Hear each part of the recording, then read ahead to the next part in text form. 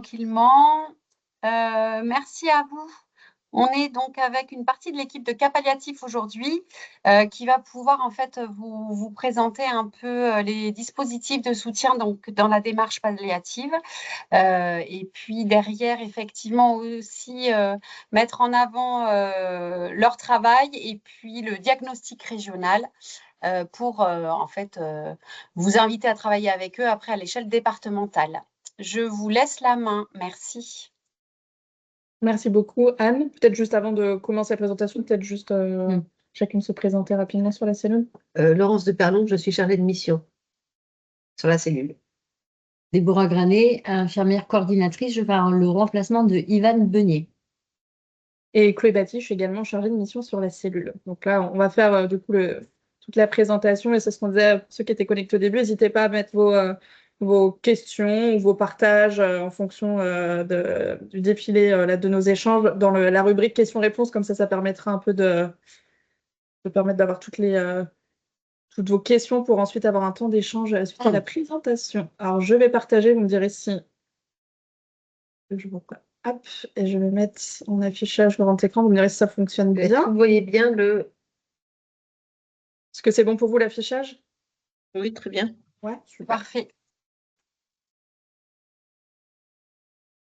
Le sommaire. Donc, on va commencer ce temps d'échange, enfin de présentation par une définition d'abord de cas palliatifs, après des soins palliatifs pour arriver dans la foulée sur la législation. Voilà.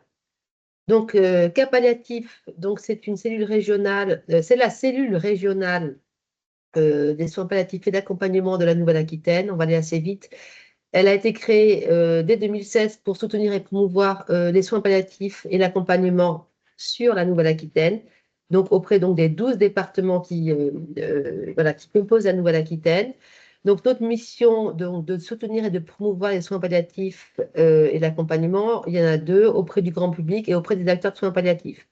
Bon, après, vous aurez le PowerPoint, je pense, il sera partagé. Donc, voilà, après, nos missions, c'est recenser, animer, diffuser la culture palliative, informer. Quand même, pour votre information, il faut savoir que cette cellule avait été créée au départ à titre expérimental. Et donc, il y a une instruction qui a été publiée en 2023, en 2022, fin 2022. Et chaque région c'est doté d'un dispositif tel que le nôtre. On est financé, c'est important de vous le dire aussi, par un fonds d'intervention régional de l'ARS. Voilà. On est indépendant, on est quand même financé par l'ARS.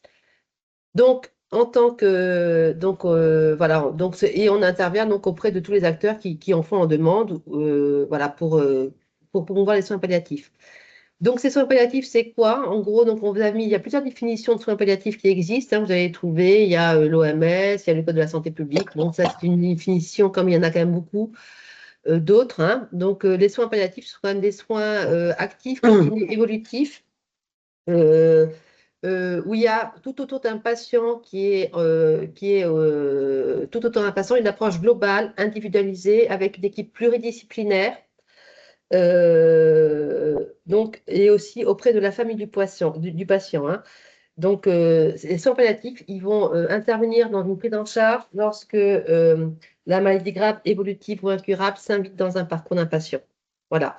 Donc, c'est quoi, à partir de cette définition et de ces définitions qui se ressemblent quand même assez, donc c'est quand même le but, c'est quand même d'accompagner le patient, c'est de soulager et anticiper la douleur, les symptômes et l'inconfort d'un patient, et c'est d'offrir surtout au patient une meilleure qualité de vie possible pour lui. Donc, il y a quand même la notion de confort de vie, lui et aussi sa famille et ses proches. Pour le domaine législatif, donc en effet, le législateur français s'est emparé de la notion de soins palliatifs depuis 1999. Avant, il y a eu des instructions, des circulaires, dès 86. En 1999, c'est la première loi sur les soins palliatifs qui dit vraiment, chaque personne a un droit d'accès à tout, l'accès pour tous aux soins palliatifs. Première loi. Ensuite, il y en a une en 2002, donc c'est les lois Kouchner, que vous connaissez aussi, dites Kouchner. Donc là, on remet le malade au centre de la prise en charge. Il y a un consentement libre et éclairé du patient. Et donc, le droit aussi d'être informé sur son état de santé, hein. Et on a la première notification de la personne de confiance. Deuxième, vraiment de loi importante pour les soins palliatifs, c'est la loi de 2005. Donc, c'est la loi Claes, c'est la loi Leonetti au départ.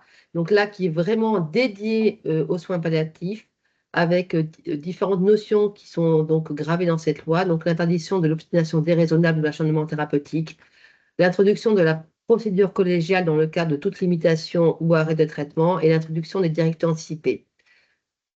En 2016, nouvelle loi sur les soins palliatifs. Là, c'est la loi Claes, Leonetti, donc qui rajoute quelques petites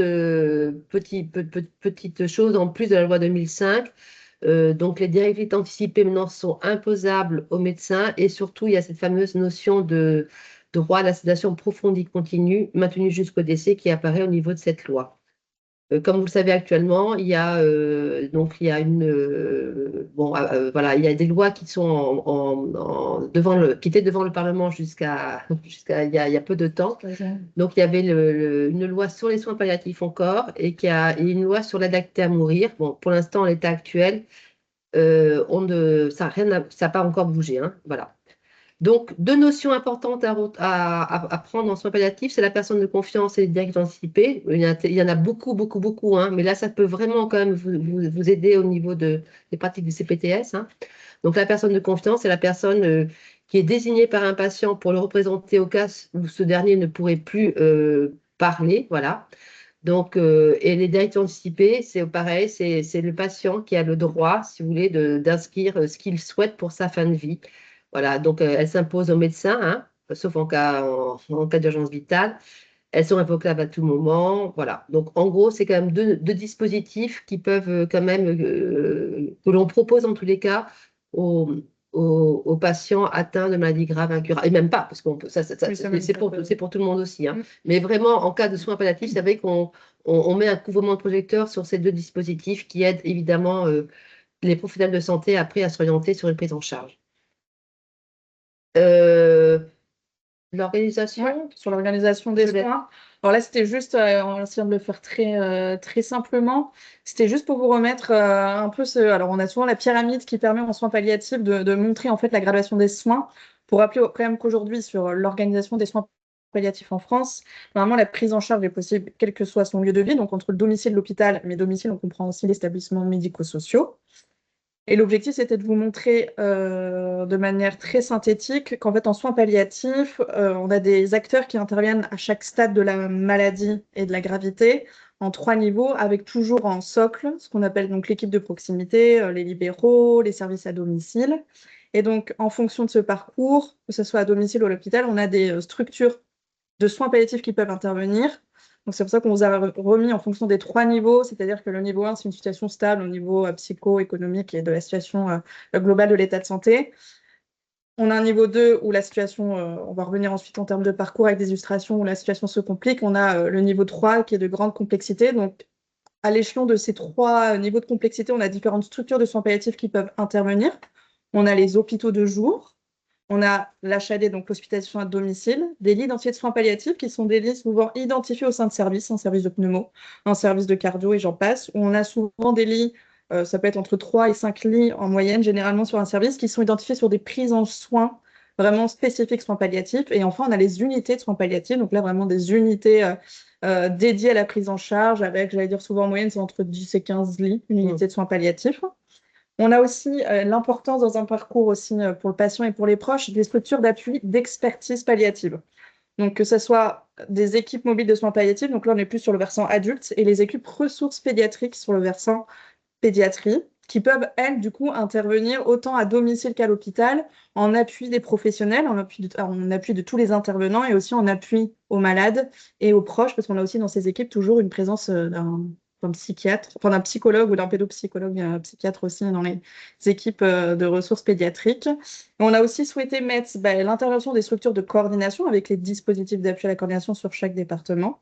L'importance aussi en soins palliatifs des bénévoles, avec un cas exceptionnel en France quand même d'un bénévolat avec une obligation de formation pour l'ensemble des associations qui sont reconnues aujourd'hui à bénévoles, enfin associations de bénévoles d'accompagnement. Et puis on avait remis du coup la cellule en tant que structure de coordination. Alors, la carte peut être un petit peu illisible ou c'est compliqué d'avoir une carte qui permet de retranscrire toute l'offre, mais c'était pour vous indiquer un peu aujourd'hui sur les 12 départements néo-aquitains comment l'offre de soins palliatifs un peu s'organise. Vous retrouverez les hôpitaux de jour. Donc aujourd'hui, on en a 18. Donc on a un hôpital de jour par territoire GHT. On a 3 équipes ressources pédiatriques donc, qui sont situées en fait sur les 3 pôles CHU, donc Bordeaux, Poitiers et Limoges, et qui rayonnent en fait à l'échelle, on va parler des ex-régions, mais Limoges pour le Limousin, Poitiers pour le Poitou-Charentes et Bordeaux pour l'Aquitaine. On a à ce jour 17 unités de soins palliatifs. Alors, vous indiquez 574 lits identifiés de soins palliatifs, c'est un chiffre qui est un peu en cours d'actualisation, parce qu'il y a eu une reconnaissance dernièrement de l'ensemble des services qui disposaient de listes pour essayer d'avoir une offre à jour et qui permettent de mieux accompagner les prises en charge sur l'ensemble des départements. On vous indique aussi les HAD et vous dire aussi qu'on a quand même 29 associations. Donc, on a 16 associations de bénévoles d'accompagnement avec des antennes. Donc, après, vous retrouverez sur notre site ou même on a des guides qui permettent d'avoir une offre un peu plus précise. Mais c'était au moins pour vous donner quand même une vue d'ensemble de l'offre aujourd'hui en Nouvelle-Aquitaine. Alors, pour vous montrer un peu le parcours possible pour le soin palliatif, on est parti donc d'une première situation. Donc, un de vos patients est atteint d'une insuffisance cardiaque et respiratoire au domicile, son épouse et son aidant principal. Ils n'ont reçu aucune aide à domicile et sont plutôt isolés. Donc, il a fait plusieurs décompensations sur les derniers mois, plusieurs hospitalisations, pardon. Il s'épuise et son état s'aggrave doucement. Donc là, on est dans une situation, le patient est considéré comme niveau 1 de complexité de prise en charge, avec une problématique principalement sociale. Donc à ce moment-là, on pourrait s'appuyer sur les dispositifs d'appui à la coordination et les services sociaux pour mettre en place des aides. Éventuellement des établissements médico-sociaux pour un hébergement temporaire, voire un répit, et même un hébergement d'urgence en EHPAD si l'aidant devait être hospitalisé ou s'absenter. On a aussi la possibilité d'être hospitalisé dans un service référent pour évaluer la maladie. Et on pourrait également mettre en place donc, les services à domicile et on a toujours les professionnels libéraux qui sont présents, mais on pourrait majorer les interventions à domicile pour assurer une présence plus importante. Alors, ensuite, donc, dans la continuité, vous hospitalisez plusieurs fois le patient sur les dernières semaines. Son état s'aggrave doucement, mais sûrement. Il commence à avoir une perte d'autonomie plus franche. Donc là, le patient passe du niveau 1 au 2 de complexité avec une problématique symptomatique et un risque d'aggravation. Donc là, l'objectif, c'est commencer à anticiper le parcours en favorisant le maintien à domicile et en respectant un maximum les souhaits du patient et en soutenant les équipes déjà en place. Donc là, on s'appuie sur les équipes mobiles et l'hôpital de jour pour avoir une évaluation régulière de la situation et anticiper un maximum les symptômes et le parcours. On peut également s'appuyer sur l'HAD, l'hospitalisation à domicile, pour soutenir la situation. Donc, il y a des possibilités de mise en place d'astreintes de nuit et un peu plus de soutien auprès des libéraux pour la gestion des symptômes et les pansements. Et là aussi, on peut faire intervenir les associations de bénévoles pour soutenir le patient et son épouse au domicile. Donc la situation évolue de nouveau, l'état clinique du patient s'aggrave et il devient de plus en plus symptomatique. Il s'encombre et peut avoir des difficultés respiratoires. Le patient passe donc du niveau 2 à 3 avec une instabilité clinique et un gros risque d'aggravation. Là, on retrouve toujours la possibilité d'intervention des équipes mobiles et de l'HAD pour aider à la prise de décision et à l'introduction de nouveaux traitements et mettre en place les prescriptions anticipées. L'hôpital de jour aussi est une solution à ce niveau-là pour évaluer rapidement l'état clinique du patient et réévaluer les traitements, le rediriger vers une hospitalisation. Et à ce moment-là, donc, on a les services porteurs de l'ISP ou les unités de soins palliatifs pour réévaluer les symptômes et rééquilibrer les traitements. Donc là, après, il y a deux possibilités. Le patient se stabilise avec un rééquilibrage des traitements et l'hospitalisation. Donc là, c'est un retour où on maintient le domicile avec les aides en place, avec un plus ou moins de renfort si nécessaire, donc les services d'aide, l'intervention des libéraux, les équipes mobiles et l'HAD. Et autre possibilité, le patient continue de s'aggraver jusqu'au décès, donc soit au domicile avec un renfort et un appui de l'équipe mobile ou la mise en place de l'HAD jusqu'au décès, ou alors à l'hôpital, le patient décède dans le service de l'ISP ou l'USP. Donc, on a vraiment voulu mettre en avant le rôle des professionnels libéraux qui sont au cœur de la prise en charge, au chevet du patient et qui vont permettre la réévaluation de la situation et permettre d'affiner la gradation de complexité de la prise en charge avec cette possibilité de faire appel aux partenaires et aux différents acteurs qu'on a vus, donc les services à domicile, les établissements sanitaires, les ESMS, services sociaux, les équipes mobiles, l'HAD, les associations de bénévoles et les DAC. On parle aussi de la possibilité d'accès aux formations sur les soins palliatifs et avoir accès aux centres de ressources et de compétences.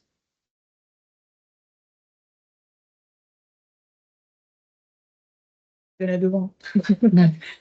Donc, le but, alors voilà, on vous a donc présenté les soins palliatifs et un parcours d'un patient. Donc, actuellement, l'ARS, enfin la DGOS, le ministère de l'ARS, donc, souhaite que soit mis sur toute la France entière des structurations de filières palliatives. Donc, ces filières vont être territoriales. Elles ont pour but, si vous voulez, de réunir tous les acteurs qui ont un besoin de soins palliatifs, qui ont envie de se réunir autour de cette thématique. Donc, bon, ça va être au départ sur un territoire, ça peut être un territoire voilà, qui va être coupé, soit par GHT, on ne sait pas encore comment ça va se passer, mais ça va être forcément toutes les structures vraiment qui ont de l'offre palliative, mais on va l'élargir évidemment, et on va l'élargir entre autres au CPTS. Voilà, qui vont avoir une place essentielle dans ces structurations de la filière palliative. Donc, pour partager d'abord les attentes et les besoins des libéraux sur un territoire, parce que actuellement, on les touche quand même plus ou moins difficilement, quand même, les libéraux, pour évidemment, pour nous aider à promouvoir, enfin, pour aider la filière à promouvoir les soins palliatifs sur un territoire, et pour aider à rendre plus lisible forcément cette filière palliative auprès des libéraux du territoire. Voilà. Donc, pour l'instant, ces filières elles sont en Cours de structuration. voilà, elles sont en cours de structuration. On suit avec l'ARS, voilà. Mais on va vite, normalement, dès 2026, ces filières devraient quand même se positionner sur votre territoire. En fait, aujourd'hui, elles existent. En fait, on parle De souvent filières de filières informelles. informelles. En fait, une synergie qui existe entre tous les partenaires qui interviennent autour d'un parcours. Là, l'objectif, c'est de rendre ça un peu plus dans le formalisme et surtout d'essayer d'intégrer en fait l'ensemble des partenaires, que ce soit le médico-social, donc ça passe par le handicap, la précarité, la personne âgée, pouvoir avoir aussi la place centrale des libéraux et qu'on puisse comme ça essayer de guider en fait les parcours, essayer de répondre au mieux aux besoins des patients et des professionnels aussi et de l'ensemble des personnes qui contribuent. Là, vous avez remis très rapidement, mais le but, c'était pas de rentrer en détail, parce que les missions un peu attendues d'une filière territoriale en soins palliatifs qui vraiment porte autour de la coordination d'un parcours gradué et qui doit garantir en fait l'ensemble des petits post-it que vous pouvez voir autour sur cette slide. Donc, il y a quand même toute une importance de l'offre de soins palliatifs, avoir accès à une offre graduée, comme on en a parlé avec les 3 niveaux, pour avoir accès à un hôpital de jour, à des consultations aussi spécialisées, qui est aussi une prise en soins et une prise en charge aussi des aidants, de l'accompagnement du deuil. Et vous voyez aussi qu'autour de ces missions, il y a aussi toutes des missions aussi pour répondre aux besoins des professionnels, que ce soit par le soutien, par de la régulation, par des temps de coordination, par des temps de coopération, de la formation, et d'avoir aussi à votre main, parce que ce n'est pas exclusivement pour les acteurs experts en soins palliatifs, mais même pour les libéraux, d'avoir aussi accès à un appui territorial, à une gestion des urgences palliatives, parce qu'on voit bien que les parcours ne sont pas linéaires et que le passage entre le domicile, certaines hospitalisations, on revient à domicile, et puis se met en place d'autres acteurs. Donc, c'est nécessaire d'avoir tous ces outils sur un territoire pour essayer de coordonner au mieux les parcours. C'est vraiment l'objectif. L'objectif, c'est pas de rajouter une strate d'organisation en plus, c'est vraiment de faciliter en fait la coopération des acteurs partenaires pour le balade et pour la fluidification de son parcours. Donc là, on s'est juste permis de vous donner un peu en termes de planification. On a une journée régionale qui est planifiée le 4 novembre 2025, donc dans pratiquement 15 jours, 3 semaines. On va faire du coup un temps un peu de restitution régionale, parce qu'en fait, on a mené tout un diagnostic territorial auprès des acteurs experts sur les 12 départements, ce qui permet un peu là aujourd'hui de traduire ça en plan d'action et en structuration des filières. Donc, il y aura ce temps un peu collectif lors de cette journée. On va aussi parler pas mal des filières et de la nouvelle offre euh, durant toute la journée du 4 novembre. Donc, si vous souhaitez toujours vous inscrire, les inscriptions sont ouvertes jusqu'à demain pour participer. Alors, en plus, c'est une journée ouverte en présentiel. C'est à Pessac, à l'IMS Xavier Arnauzan, donc du CHU. Il y a possibilité aussi de participer à la journée en distanciel. Donc, on est quand même sur une grande région. Et puis, comme l'annonçait Anne et comme l'annonçait aussi Laurence, on va ensuite, avec l'Agence nationale de santé, réaliser des restitutions, donc des temps de restitution de ce travail, mais d'ouverture de perspective et de structuration des filières à partir de début 2026. Et donc, vous serez largement conviés à ces temps de structuration. Et ensuite aussi, il y a toute la dynamique qui va se mettre en place sur chaque territoire, parce que c'est encore pas défini, vraiment les périmètres entre les bassins de vie, les territoires GHT et autres paramètres qui vont aider à choisir le périmètre de ces filières. Et pour qu'on puisse construire ensemble ces parcours gradués et coordonnés à l'avenir. Il y aura les petits contacts s'il y a besoin.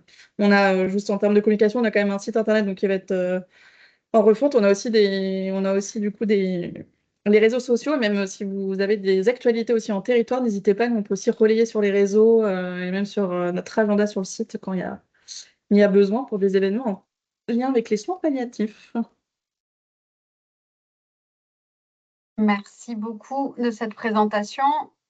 Je vous propose alors on regarde est-ce qu'il y a des questions. Oui, donc comme on l'a dit, le support sera transmis et le webinaire est enregistré, donc l'ensemble de ces supports seront partagés et on vous propose un temps de questions-réponses. Vous pouvez prendre la parole ou par le chat. Moi, je suis bloquée. Nous avons un problème d'ordinateur et notre écran est bloqué. Vous nous entendez toujours? Vous nous entendez, j'espère? On vous entend très bien. Bon, voilà. on espère que ça ne va pas tout bloquer. On n'a pas accès au chat, on n'a pas accès à la conversation. Donc, si Anne, vous voyez des questions, nous actuellement, on veut bien répondre. Notre ordinateur est bloqué. Depuis ce matin, nous avons des problèmes au sein de l'établissement de connexion. Pour l'instant, il n'y a pas de questions. Est-ce que quelqu'un a envie de se lancer? Est-ce que pour les personnes, c'est clair? La présentation a été claire sur la place des libéraux, éventuellement, enfin aussi plutôt même des CPTS dans ce parcours. Morgane Cousin.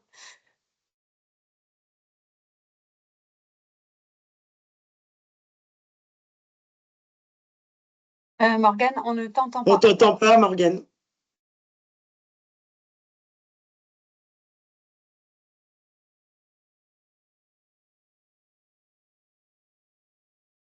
On ne t'entend pas.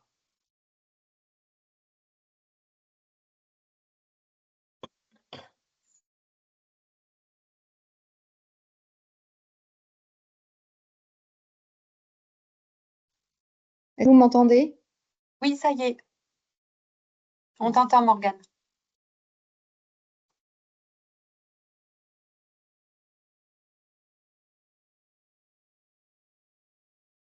On ne t'entend plus.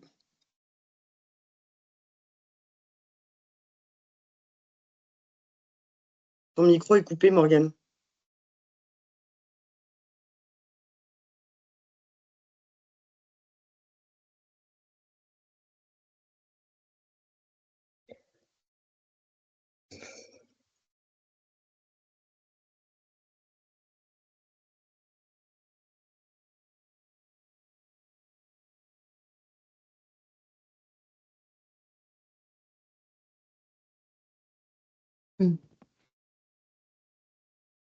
Alors, quels sont les axes prioritaires à privilégier dans le début d'une création d'un parcours de soins palliatifs?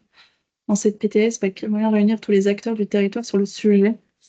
Sachant qu'en plus, je crois qu'il y a quelques CPTS qui ont choisi, alors là, c'est une question avec vous tous, qui ont choisi des parcours soins palliatifs. Oui, tout à fait. Ouais. Il y en a une dizaine en Nouvelle-Aquitaine qui ont une action spécifique autour du parcours en soins palliatifs. Mm. Alors, dans le début de création d'un parcours de soins palliatifs en CPTS, par quel moyen réunir tous les acteurs du territoire sur ce sujet? Alors, je pense après peut-être que mes collègues vont voilà, rajouteront. Je pense que la première, l'axe prioritaire, c'est quand même d'identifier au départ forcément toute l'offre de soins. Donc, forcément, au niveau des libéraux, il existe peut-être, hein, puisque vous touchez les libéraux, donc vous savez qu'il y a une formation, il y a des DU et des DU de soins palliatifs ou autres, hein. Donc, c'est déjà peut-être, vous avez peut-être repéré sur le territoire quels sont les acteurs qui font du soin palliatif. Vous en avez, bien sûr. Donc, par quels moyens vous pouvez le faire? C'est peut-être par voir se rapprocher des équipes mobiles parce que les équipes mobiles de soins palliatifs travaillent avec aussi des médecins libéraux. Donc, peut-être, voilà, puisqu'il va falloir identifier ces personnes dans un premier temps. Euh, et il n'y a pas évidemment que les médecins libéraux, puisque vous allez avoir après des infirmières, vous allez avoir aussi tout ce qui est ergothérapeute, enfin, vous voyez, tous ces professionnels de santé qui se mettent auprès d'un patient, hein. Donc, c'est identifier comment, eh bien, peut-être avec l'aide, peut-être parfois des établissements sanitaires. Pour moi, ça peut être une des pistes, hein. Et par quels moyens réunir tous les acteurs du territoire sur le sujet? Bonne question. Je n'ai pas la réponse. Vous êtes tellement nombreux, il y a tellement de CPTS, il y a tellement de territoires différents. Eh bien, c'est soit en effet s'appuyer peut-être au départ sur une journée ou sur un temps d'échange, hein, créer, voilà, les filières se créent. Donc, ça peut être aussi lors de la création de ces fameuses filières, c'est peut-être avoir un appui avec les professionnels, enfin, voilà, l'offre sanitaire, hein, ouais, l'offre sanitaire, et vous créez une journée ou peut-être un lien même, je ne sais pas si les gens se déplacent, en tant que libéraux, ils ont quand même peu de temps aussi, il y a quand même ce facteur temps. Donc, est-ce qu'une visio peut être possible entre midi et 2 heures pour pas impacter leur travail? Voilà, pour l'instant, on n'a pas de réponse puisqu'on n'a pas d'exemple, on n'a pas encore, on n'a pas encore pratiqué. Donc, en effet, dès je pense, voilà, on va travailler avec différents établissements et là, on pourra vous faire un retour peut-être, hein, mais pour l'instant, on n'a pas forcément de, de réponse à vous donner gravée dans le marbre. Je pense qu'il va falloir s'appuyer énormément sur ce qui existe sur un territoire, quoi. Est-ce qu'il y en a est-ce qu'il y en a là qui participent au webinaire, qui ont mis en place un parcours soins palliatifs dans votre mission Oui, nous à la CPTS Côte-Sud-Land, Ouais. depuis 2 ans, on a un parcours soins palliatifs où on organise des formations pluridisciplinaires sur 48 heures avec les EMSP du territoire Ok. qui réunissent les pharmaciens, les médecins, les infirmières, les psychologues et, et les kinés. Et, on organise aussi des informations pour les auxiliaires de vie parce que elles sont souvent très proches du Mm. patient et pas du tout formées à ça. Ces formations sont, enfin, en fait, on s'aperçoit que les formations avec les EMSP sont hyper importantes et constructives parce qu'elles permettent de construire des équipes qui travaillent ensemble. Elles permettent de partager vraiment la culture palliative et aussi elles permettent de se connaître, c'est-à-dire que les EMSP connaissent les libéraux qui sont venus en formation et vice-versa, et donc il y a plus de facilité de communication. Par contre, on a quand même des difficultés comme on dit, à faire venir les médecins libéraux. Euh, J'avoue que je ne sais pas vraiment pourquoi, parce que c'est eux qui sont le plus souvent en difficulté face à ces patients en soins palliatifs.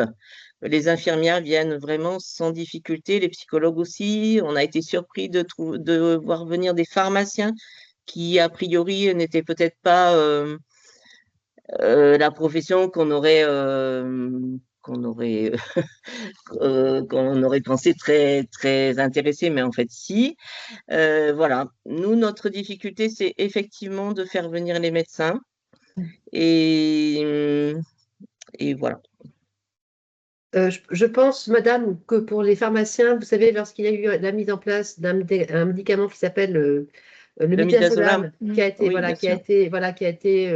qu'on pouvait maintenant, donc c'est un médicament qui intervient beaucoup en soins palliatifs, qui était utilisé dans le milieu sanitaire, hein, Mm. dans les structures sanitaires, et actuellement il est disponible dans les pharmacies de ville et auprès des libéraux. Et je pense que on sait, nous, on a eu quand même des retours sur les pharmaciens de ville qui se posaient vraiment des questions quand même voilà, sur ce médicament, qu'ils doivent maintenant vendre, qu'ils peuvent vendre, voilà. Ouais. Et aussi par l'utilisation de la méthadone en soins palliatifs. Voilà, exactement. Donc ça ne Ces m'étonne pas, deux. je ne suis pas Ouais. étonnée, au contraire, moi, je suis agréablement surprise même qu'ils viennent, mais ça ne m'étonne pas. Ouais, ouais. Nous aussi, on a été surpris, mais heureuse de ça. Euh, Morgane a pu poser sa question dans le chat qui était: travaillez-vous avec l'équipe mobile Colibri? Ouais, c'est effectivement donc l'équipe Colibri, c'est justement une des 3 équipes régionales de ressources de soins palliatifs pédiatriques. Donc l'équipe de Colibri, c'est l'équipe du CHU de Poitiers, Oui. Oui. Donc effectivement, on travaille en collaboration, nous, et en appui avec les 3 équipes ressources pédiatriques. Alors c'est qu'après, c'est quand même très spécifique la pédiatrie en soins palliatifs. Et justement, c'est une ressource énorme d'avoir les 3 équipes mobiles pédiatrie sur la région. Alors après, c'est des équipes. Alors pour l'équipe Aquitaine, j'allais dire CHU de Bordeaux, elles sont quand même dotées de pédiatres, de pédopsychiatres et autres. C'est C'est la un peu plus plus grosse. compliqué. Ouais, c'est un peu plus compliqué sur Poitiers et Limoges, où les ressources sont quand même très restreintes en temps de ressources RH. Donc ils essayent au maximum de répondre aux sollicitations déjà de l'hospitalier, et c'est aussi d'avoir une action aussi sur le domicile. C'est quand même un peu plus compliqué. Donc il y a tout un travail qui a été fait depuis 1 an de travailler sur un plan d'action un peu maillage, justement, ville-hôpital. C'est comment améliorer aussi l'appui pour tout ce qui est IME dans le milieu du médico-social, d'appuyer les pédiatres dans la ville, d'appuyer aussi les actions à l'école, aussi en termes de collectif dans la vie sociale pour accompagner les fratries, les enfants dans ces parcours un peu complexes quand on est sur des fins de vie en pédiatrie. Mais c'est vrai que c'est quand même, là, on est quand même sur une spécificité quand même du champ des soins palliatifs sur la pédiatrie. On a quelques lignes identifiées de soins palliatifs pédiatriques. Alors, on en comptait 9, donc à voir comment ça va évoluer là, avec Ouais, très la peu. reconnaissance, mais c'est très peu. Et on a aussi quelques HAD qui ont des autorisations pédiatrie, donc qui peuvent aussi un peu accompagner quand il y a des situations de maintien à domicile de ces enfants atteints de maladies incurables. Mais les ressources sont quand même un peu plus rares Limité. et limitées, mais on essaye au mieux de diffuser aussi toute cette culture palliative pédiatrique. C'est quand même une des priorités, même là, de la stratégie décennale.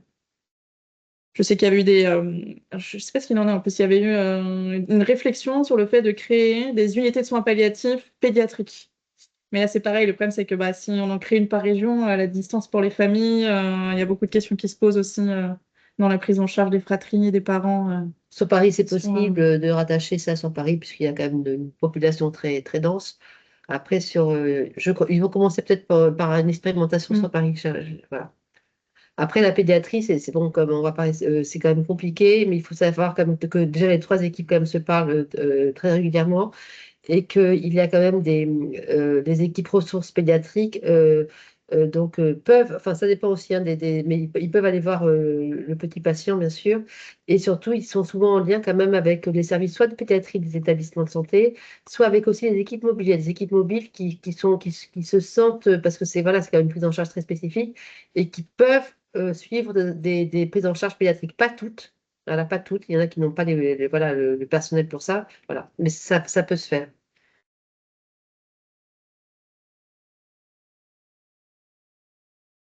Merci. Est-ce qu'il y a d'autres questions?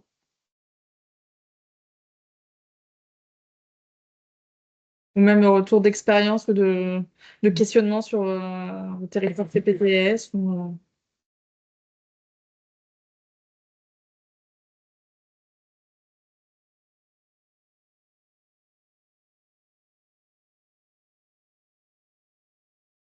Est-ce qu'en termes de... Moi, je me permets de poser une question dans le même sens. Est-ce qu'en termes, parce qu'on a beaucoup la question, justement, aujourd'hui, c'est un peu un grand défi, un grand enjeu, qu'importe le territoire, sur la formation des professionnels. Est-ce qu'en termes de formation, vous, au sein des CPTS, il y a des professionnels libéraux qui sont formés aux soins palliatifs ou qui font des demandes de formation sur ce champ des soins palliatifs? Oui, on a, nous, les infirmières qui sont sur le groupe de soins palliatifs, alors n'ont pas de DU, mais ont toute une formation soins palliatifs. Ok.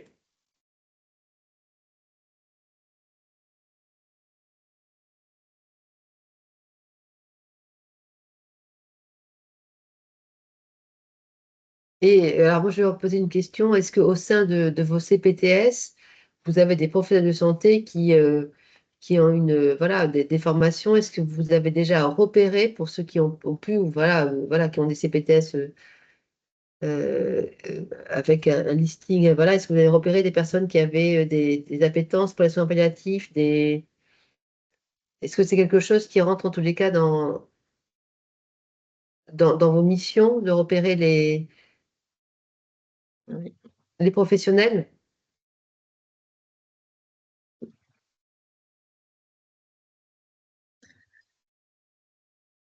En fait, Sur les nous, on diverses a, activités. alors, je suis on a fait une information en expliquant qu'on allait créer une action soins palliatifs. Et en fait, il y a des gens qui sont venus s'inscrire dans ce groupe, des gens multiples, hein, mais on est alors sur un total de 870 professionnels de santé. Je crois qu'il y a une quarantaine de personnes. C'est bien. Oui, c'est peu quand même. Oui, Ouais, mais c'est mais, déjà beaucoup. oui, mais c'est quand même, je trouve que sur une CPTS, c'est bien sûr, proportionnellement peut-être, mais c'est quand même pas mal, moi, je trouve. Mm, mm. Et il y avait Morgane Cousin qui disait que du coup, il y avait des soirées thématiques qui ont été faites sur les soins palliatifs en lien avec les EHPAD. C'est intéressant parce que les EHPAD, sur le médico-social, on a aussi beaucoup de demandes. Et on a une question sur avez-vous réussi à impliquer les associations dans votre parcours soins palliatifs? Alors nous, on est très, je dirais même en lien avec quand même les associations de bénévoles d'accompagnement. Donc ça, c'est le qu'on dénombré. Alors je pense sur votre territoire, souvent, c'est les associations Alliance ou Être là. Ça fait partie des deux collectifs nationaux qui ont des antennes. On a d'autres associations plus locales. Donc nous, on est surtout en lien avec ces associations-là pour construire les parcours de soins palliatifs, parce qu'ils interviennent, ils font des accompagnements tant à domicile qu'à l'hôpital. Après, là, on essaye aussi de travailler avec l'ensemble des associations. On s'est mis en lien aussi avec France Asso Santé pour essayer aussi de pouvoir faire du lien sur l'ensemble des usagers. Hum. C'est quand même c'est quand même un champ qu'on souhaite aussi sur l'usager, les aidants, pouvoir un peu creuser. Donc c'est pour ça que là, la structuration des filières peut permettre d'intégrer toutes les associations qui peuvent peut-être justement déjà exister sur les territoires. Alors, nous, on n'a pas, pour répondre à votre question, nous, on n'a pas à impliquer des associations dans notre parcours de soins palliatifs. On doit dire dans un parcours de soins palliatifs que les associations de bénévoles d'accompagnement sont essentielles et font partie, en gros, vraiment d'un parcours. C'est pas nous qui allons les intégrer, ce sont les filières qui vont travailler après avec les associations de leur territoire. Donc, ça peut être en effet les associations d'accompagnement de soins palliatifs. Ça peut être aussi, on peut l'élargir peut-être aussi, pourquoi pas, hein, j'imagine, pourquoi pas aux ligues, Ligue contre le cancer. Voilà, voilà, il y aura d'autres. Le but, c'est quand même d'avoir le maximum de personnes qui sont touchées par le soin palliatif, hein, dans cette fameuse filière.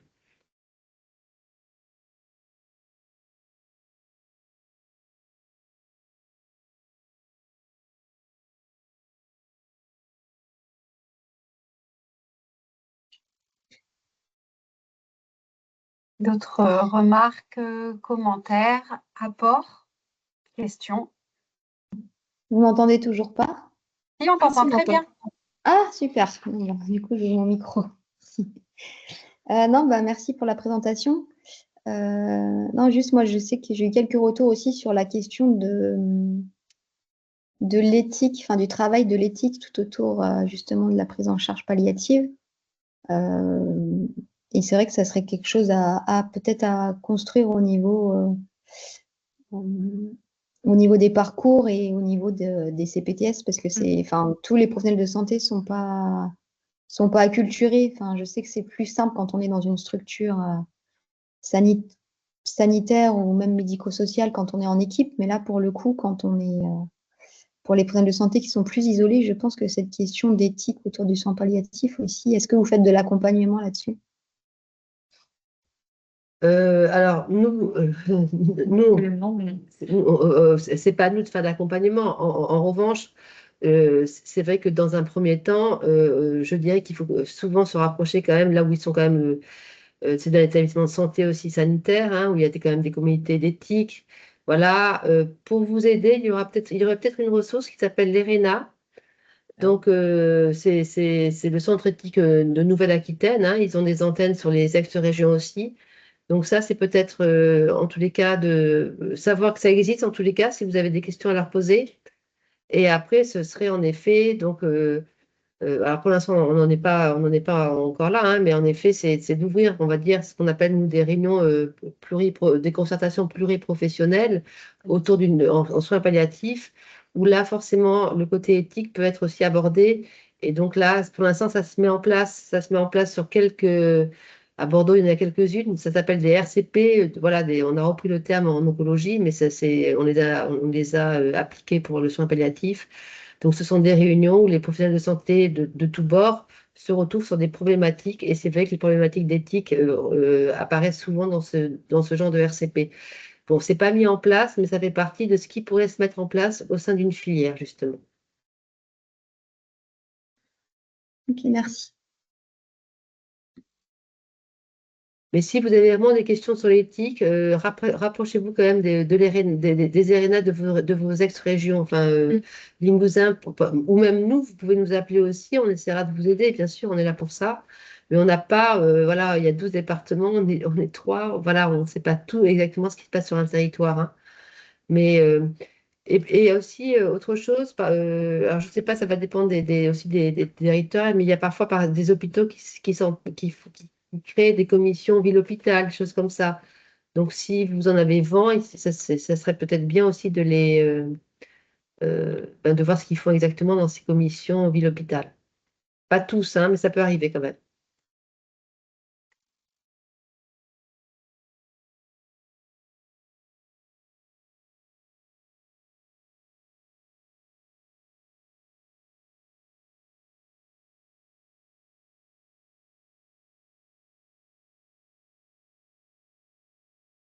Il n'y a pas d'autres remarques. Je vais vous laisser conclure. Eh on est bien, désolé parce que ça. En plus, vous ne devez pas nous voir, hein. Je pense qu'on a l'écran bloqué. Notre côté, tout est figé. Déjà, si vous nous entendez, c'est bien. Un immense On vous merci là entend pour très ça. Ouais. Un immense merci là pour ces temps d'échange qui sont très instructifs. Je trouve qu'on a oui, ces retours d'expérience sur les territoires. Nous, c'est vraiment ce qu'on souhaite aller vers ces retours et d'avoir ces liens vraiment au plus près des besoins et au plus près des acteurs. Donc, c'est très sacré pour nous. L'objectif aussi, comme on l'annonçait, c'est donc pour nous en grande actualité demain, c'est la structuration de ces filières. Donc, on souhaite vraiment que les libéraux aient leur place et la place dans ces filières et qu'on puisse travailler avec vous sur oui. les parcours. Parce que là, on voit bien que le parcours de l'hôpital se développe avec les hôpitaux de jour. Comme le disait Laurence, on a beaucoup aussi, grâce aux équipes mobiles, de commissions ville-hôpital. On sent là qu'il y a la nécessité vraiment de faire le pont entre le tout domicile et le tout hôpital. On n'en a pas parlé, mais on a aussi des projets de maisons d'accompagnement. Il y a beaucoup de choses qui se développent et avec un fort besoin de sensibiliser, de former, d'acculturer. Donc, on sait que c'est par les territoires et les professionnels libéraux que tout ça passe. Donc, pour nous, c'est plus que nécessaire d'inclure et de coopérer. les CPTS. Voilà, ça c'est sûr qu'on va travailler donc avec Agora. Et puis après, il y aura sûrement peut-être qu'au niveau des actions qu'on va mettre après en place, qu'on va proposer, en tout cas, c'est jamais nous qui allons le faire. Nous, on est juste la force de proposition, hein. Mais en effet, de faire déjà rien qu'une information en soins palliatifs sur ces PTS pour... alors, ça sera voilà, une sensibilisation, c'est pas une formation, mais une sensibilisation en fonction des besoins peut-être qu'on aura sondé auprès de vous. Voilà, si on doit venir, on viendra. Enfin, vous voyez, on sera en soutien. Si la filière demande à ce qu'on se déplace, on pourra voilà, on va essayer de mettre en place des soutiens pour justement faire ce lien avec l'hôpital et répondre au mieux. C'était très intéressant, madame, votre question sur l'éthique, parce qu'en effet, c'est un sujet qui revient souvent, nous le savons. C'est pas vraiment rien que de se connaître aussi. Oui, de se connaître. L'interconnaissance est souvent la base pour permettre ensuite de développer les projets. Puis si ça peut aussi, parce que je pense à chacun de vous dans les CPTS respectés sur les territoires, permettre aussi peut-être d'alimenter vos parcours soins palliatifs ou les réflexions qui étaient déjà en cours auprès des professionnels de santé. On reste aussi, nous, disponibles pour de la mise en lien. C'est-à-dire que sur un territoire, si justement vous vous questionnez sur comment débuter pour la création d'un parcours de soins palliatifs, on peut justement vous mettre en relation avec l'équipe mobile de référence du territoire, les équipes sanitaires, si on a des contacts et on sait qui sont les personnes un peu références en termes de parcours soins palliatifs sur les territoires, n'hésitez surtout pas aussi à nous contacter. On peut faciliter, nous on est vraiment en rôle de facilitateur sur la région, donc il ne faut surtout pas hésiter. Et puis aussi au niveau de l'éthique, il faut savoir quand même que les prises en charge palliatives, comme on vous l'a dit, c'est quand même des prises en charge donc pluridisciplinaires, hein. Et donc le soin palliatif, c'est pas une discipline, parce que c'est pas une spécialité, c'est pas une discipline qui se fait seule, hein, comme beaucoup maintenant de spécialités en médecine, hein, mais peut-être un peu plus pour les soins palliatifs. Donc ils ont vraiment besoin, quand il y a des réunions de concertation pluridisciplinaires, les décisions ne se prennent jamais seules, si vous voulez. Bon, même si après la décision finale en sanitaire, en tous les cas, reste à la décision d'un médecin, mais tous les professionnels de santé ont leur mot à dire dans une prise en charge palliative. Voilà, ce n'est pas que médecin ou voilà. Donc tout le monde peut intervenir. Donc c'est très important d'avoir cette notion. C'est un peu différent peut-être que dans d'autres disciplines. Voilà. Il faut aussi, en tous les cas, c'est ce qu'on doit faire passer comme message auprès de tous les libéraux qui interviennent dans une prise en charge pédiatrique. Voilà, beaucoup d'informations les yeux, parce que ça peut être beaucoup d'informations d'un coup. Alors, l'objectif, c'était aussi un peu d'ouvrir à... Voilà, si vous avez besoin, vous pouvez nous rappeler. On remercie forcément Agoralib, hein, aussi, pour l'organisation pour du l'organisation et voilà, le travail qu'on a fait ensemble pour préparer ce webinaire. Et n'hésitez pas à revenir vers nous si vous avez des questions. Si on n'a pas la réponse, on la cherchera, on essaiera de vous donner les réponses. Mais voilà, vous allez... on va forcément... les CPTS vont être forcément... appelés à travailler avec les acteurs de terrain voilà, en soins palliatifs. Voilà.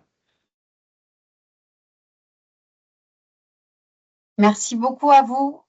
Merci à vous. Très belle fin de journée, puis très belle vous. continuation sur chacun de vos territoires. Et Ouais, au plaisir à très de se bientôt. croiser en vrai. Merci Pascal. Merci beaucoup. Au revoir. Bon Au revoir. après-midi, au revoir. Merci.